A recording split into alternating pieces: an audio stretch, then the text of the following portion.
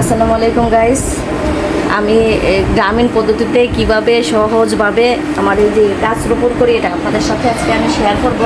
প্রথমত এটা হচ্ছে যে নারকেলের যে খোসা, আমরা যে নারকেলের যে খোসাগুলো ফেলে দেই, এটা নিচে দিলে কি হয়, এই পানিটা থাকে, পানিটা শুকিয়ে যায় না, আস্তে আস্তে এই পানিটা রসটা থাকে, গাছের গোড়ায় এটা টেনে নিতে সুবিধা হয়। তো এখানে আমি অল্প পরিমাণে নারকেলের খোসা দিয়ে দিলাম। তারপরে এখানে হচ্ছে মাটির সার, এই যে মাটি আর কি, বেলে মাটি সার মিক্স করা আছে আর কি। তো এটা আমি দিয়ে দিচ্ছি একটা প্রলেপ। এভাবে গাইস আপনারা এভাবে চেষ্টা করবেন।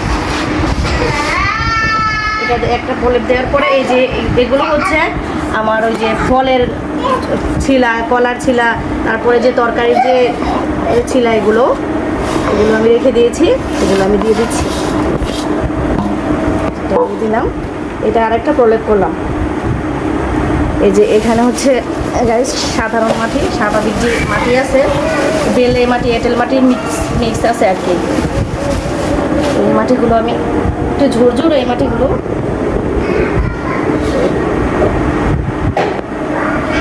আমি দিয়ে দিচ্ছি, অল্প পরিমাণে দিব,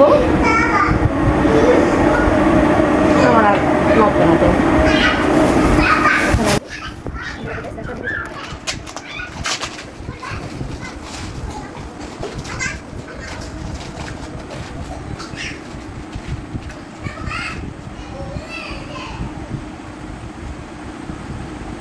আমার এটা একটু ছোট হয়ে গেছে।